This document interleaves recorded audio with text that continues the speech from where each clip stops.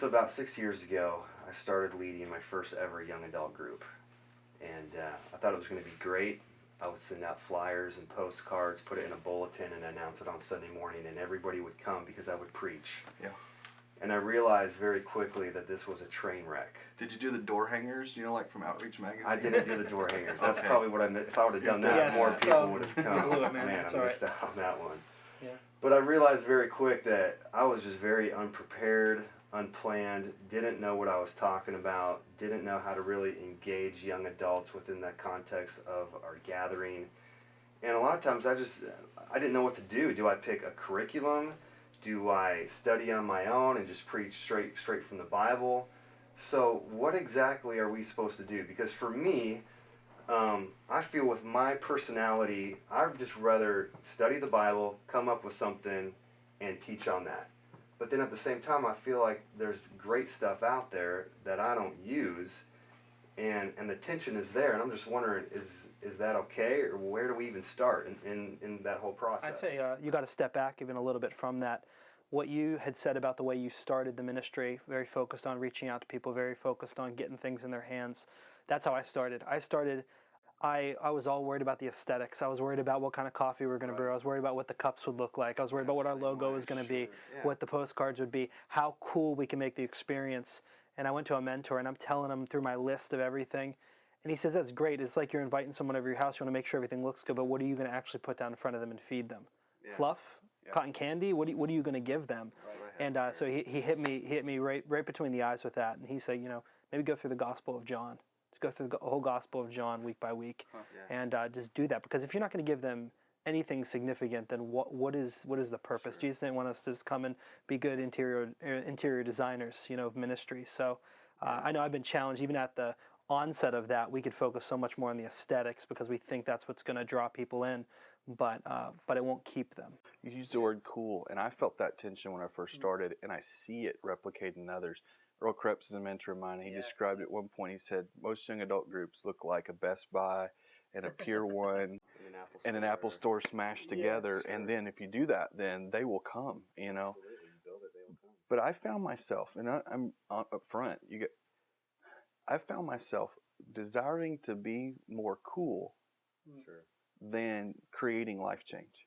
That's right. That's it. I mean, I've been around this long enough. I went through the stripy shirt stage, where you had all the stripy, everybody was wearing stripy shirts. Then Did you have a faux hawk ever? I never had a faux hawk. I'm in the South, in the rural, so I wanted to keep my job. So I wasn't crazy, but I was there. Then there was the embroidered shirt stage, with the big fleur-de-lis and all that kind of stuff. I still have a couple of those. So there's come and going. I think we have to be relevant. I don't think that, but the moment you substitute cool for the power of God, then you're no longer attractional, you're just cool. Yeah. People aren't attracted to cool. I think people are attracted to the power of God transforming and changing their lives. Yeah. So I sense that tension in my own life. Did you guys feel that? We went through it. Yeah. We hit it, and then it makes it difficult. It makes it difficult to feel, well, are they going to leave? Are they going to be there? Especially when you're starting up, you're going to have that question. You're going to have that tension. Are they going to want this? Are they going to desire it? And it'll surprise you. Our first week we had quite a few young adults show up. The following week we saw like a 35 to 40% drop just 1 week. What's it about? And we were like, no, we're sticking the course. And then it, was back up and fine. But, those things scare us because we're more worried sometimes about attracting people than we are about seeing them be transformed. And if we sacrifice quality in the Word for the altar of a trend or a fad, then what do we have at the end of it? Because we can't keep up. So years ago, Rob Bell, and I know he's off the wagon now or whatever, but he, his cool videos, Numa. Yeah. And so our team was like, we got to put you doing these things. And so I remember one of the key hilarious moments in my journey as a young adult leader is I went to my old elementary school and tried to shoot a video, tried my own Numa video. And so it's me and Art Murphy running around with a flip camera. Audio is horrible, and I'm trying to be meaningful and this pensive look. Had the glasses and everything. Had thick rim glasses and whatever. And I just framed it with this. whatever, and his phrase, may you be. I mean, I did the whole thing, Yeah. and we sat down at the computer, and we're watching it, and we watched the whole thing, and Art goes, what do you think? And I said, I don't think I'm Rob Bell. Then Francis Chan did his deal, Crazy Love stuff, and so I Yeah. thought, I've got to be just kind of austere and mystical and never really say anything, but then when you walk away, I finally gave up and said, I got to be myself. Yeah. Now, you asked about curriculum. Now, it doesn't mean you don't use curriculum.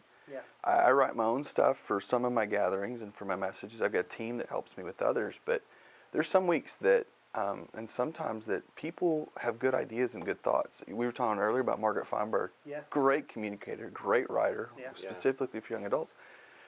You got to use her. She use her material. It'll helpful to you. Yeah. And do what's in your gift zone. Yeah. Yeah. So you said you have a team that helps you come up with some stuff. Right. What does that look like? Well, I've got 4 or 5 young adults. They're all volunteers. They're not on staff or anything like that. We talk through series. And we'll talk specifically about our gathering that's a worship experience, typical worship preaching. Okay. And we pick themes and series where we're headed and what we're going to accomplish. And then we walk through content. I share with them my messages before we're speaking.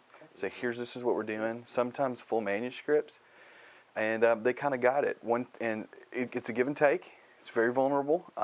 One time, about 2 years ago, I had this great word from God. When Moses and I went up the mountain, got it, and came back down and said, people, here it is. Yeah. And my people said, that can't be from God because that's not any good. And it was devastating. But you know, they were right. Yeah. Then we're currently starting a series next week after this all happens. And they said, hey, we think we need to talk about this. We need to talk about some issues in lifestyle and holiness, the little things in life. Was what one of the girls said to my team. And I said, little things, that's the deal. And we're going through Colossians 3 Cool. and talk about little things. Well, they drove it. But then there's other times where I feel like I'm supposed to do what I'm supposed to do. So how do you Yeah, prep? I know for us, a couple years back, I had this idea about a game, Monopoly, and how to give God exclusive rights to your life. And I thought a 4-week series was going to be it. I called some of our core leaders from our team, called my wife as well. She'll speak in the ministry. We sat down to lunch. I just laid it all out. Here it is. This is what it is. And they said, well, what about this game? What about this? And and I'm thinking, no, this is it. They said, no, it's not. It's too small. It's too narrow. They start rattling off. We rattle off 25 games with these spiritual, significant truths that we're just hitting. We call it the games of life, and we rattle off a 6-month series, one of the longest ones we'd ever done. And I'll tell you what, by and far, it was the greatest series we've ever done in the ministry, and we saw the greatest growth in the ministry when we were doing that. And so, collaborative team building of that and letting the give and take, letting it come off as, it's not, this isn't just mine, this isn't just my word, it's ours. We're sharing this as a community and as a team. It's been great. We got back to it again for another series that we just started called Back in the Day. Both of them happen to be about nostalgia. I don't know if nostalgia resonates with all young adults. It definitely does with our group. Sure. And we're doing that again, and it's been good. It's been exciting. Yeah, it seems like something like that could work for you and your style, and that's great. But honestly, for me, I could never do something like that. Like, we meet in a Panera Bread on Sunday morning. We don't have a sound system. We don't have a screen. Sure, we don't have any of that kind of stuff. Sure. And I kind of think, what do we even talk about? So one morning I just asked the group, what do you guys want us to talk about in this group on Sunday morning? Them? I did. Holy Because cow. honestly, I didn't know. Yeah. And I thought for sure they would say, relational stuff, stuff about being a leader. And they just said, we just want to study the Bible. Mm-hmm. And I just said, okay, what book of the Bible would you like to study? And the majority of them, for whatever reason, wanted to study 1 Corinthians. So for the last 6 months, we've been going through it, That's awesome. and we're just now starting chapter 6 That's in it. 1 Corinthians. Yeah. And you're hitting on something that's key, and I think it's a mistake most people make and I'm coaching, and all three of us coach young adult leaders in different stages. Sure. Is they see what you do. You guys have the well, and they hear us talking. They're like, we have to start our own event experience. But I think you got to figure out what your purpose and focus is, and whatever you do, you have to do it with excellence. Sure. At the same time, meet the needs. And so we do periodically what we call a needs assessment, where we say, okay, what are the needs currently going on in our young adult group? and our young adults in our community and our church. We started that way. And so when we began years ago, when we looked at the needs and we assessed the needs of our community, our team came up with the realization that our Sunday morning experience was not young adult friendly.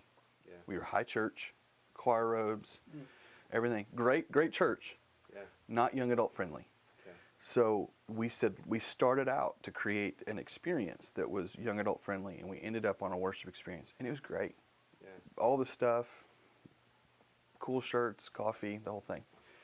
Over 5 years, our Sunday morning experience transformed to look more like our young adult experience.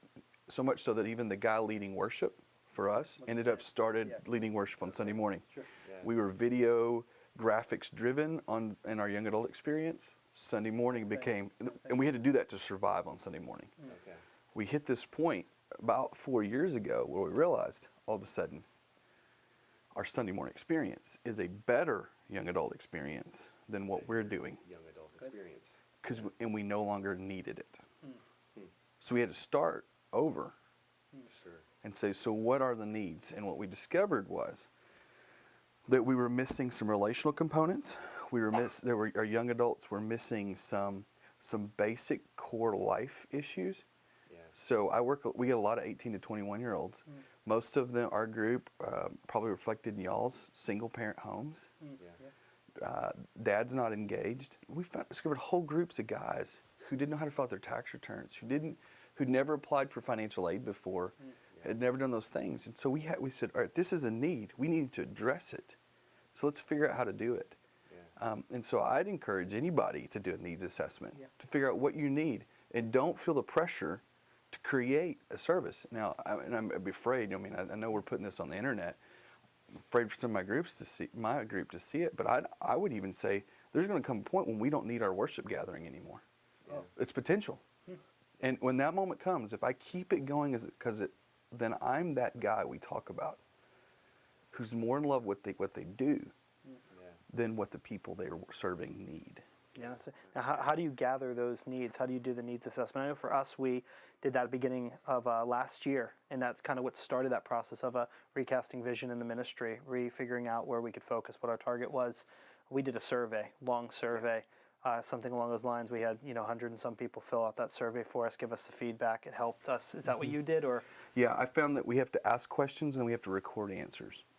What happens is in ministry, we have a tendency to anecdotally act on information. So you're at coffee with Rick, and Rick says, what I really want is a soccer club for young adults. And so we run with it. And so we stand up and with passion, we're like, oh, that's great. And 4 people are interested. So again, every context is different. Happy, though, Rick's happy is. He's great. Him and his 2 friends. And so, right now, we had this happen. We had a couple guys came to me and said, we need to fill out March Madness NCAA brackets. This is the thing. Young adults kill and love this. They love it. It's be awesome. Yeah. And so we put money out there, we advertised it, and we got 4 people doing it. The guy whose idea it was, his friend, me, and some person who I don't know who they are. Okay. So we have to move from anecdotal to, strategically looking at, here's the needs assessments. Then I think some of it you have to look at your context. So are you a college town? No, I wouldn't say we're a college town, but we have it about 30 to 40 minutes away. We have within that radius 5 or 6 Same thing with universities. Me. We don't have something, we're not buddied up to a university. So that push to do a college focused kind of thing, that's not a need. We don't need a campus ministry. We don't have a campus within 35 miles of us. Yeah. But if we were next door to a campus, then I'd be doing campus ministry. I'd be figuring out a way to be on campus. Yeah. I think that's part of that needs assessment. What we learned, you asked your group, what do they want to study? What do you want to study? So last November, I sat down with our crew and I strategically picked key people who were influencers in the group, and then did broad across the board via Facebook, Twitter, and in a message. And I said, so what do you want to talk about? And instead of getting I want to study 1 Corinthians, I got all kinds of just basic, generic questions. So why do we do music at the beginning? And what we realized is we've had an influx of unchurched people. Okay. Yeah. So answering this question. So our series was, what's up with that? So that was the deal. What's up with that? All you homiletic, whatever people would hate it. We didn't preach a message. I got a question and say, okay, here's the question. So what's happened? Now, here's off the record. Yeah. The coolest thing was they asked me questions I've been dying to be able to work into curriculum. That's good. But I never, always afraid to. So they asked me about homosexuality. Yeah. And so my answer is now not because I'm an angry person or I have an agenda. I'm answering your question. That's good. And so I read the question. I said, now we gotta talk about this. Yeah. This is a real deal. And it was great. You know, and with that, I know we've all heard, you know, if you're not answering the questions that people are asking, then what's the point? Exactly. And I think based on that need, we need to figure out what are the questions our people are asking, and that oftentimes determines what our content is going to be within the setting. That's lack of relationships. That's lack of community. Because if you're just standing up and you're answering the question that no one's asking, then that's who's going to show up to hear about it. You know, it is difficult. And so the more kind of you become tight knit with the community, the more feedback you're getting from a team, the more you have as much as you can your thumb on the pulse, the heartbeat of the ministry, where they're at, what the young adults are looking for. Then you can start to address some real issues, whether you're asking them flat out or whether you're giving them what they want or you're giving them what they need. Hopefully you have a way of gauging that and knowing it so that you can actually address it well. So when we did our needs assessment, we realized what we were created for, we no longer needed. And so we started evaluating, started asking questions. People were looking for places to connect. They were looking for, you said something going deeper. We found this as well. And so we went from a one service group to we created a Sunday school class that was great. Then we found a whole group of people that they were looking for Tuesday night or something during the week. So we got a men's Bible study and a women's Bible study. We found a whole group that Sunday night was their thing. So we have a young adult thing that happens on Sunday night. And what's interesting is I lost some personal feel from this because we had a big group that worshiped together. And so I was the young adult pastor who had a big group at a big service. I split it all up. So now, if you came to Saturday night 6 years ago and you came to this time, you'd say, man, you have really fallen off. But the truth is, I'm actually ministering and reaching more young adults than I ever did before. That's good. Because the Sunday night people are different from the Sunday morning people, are different from the Tuesday night people, are different from the Saturday night people. There's some blend, there's some carryover. Sure. But that's what needs assessment does. You figure out what people need and then you create an experience to help them. Because the goal is not to build a service. Nope, it's to minister to them. But you know, so often we do the reverse, that we focus on the how first instead of first discovering, you know, the who and the what and the why.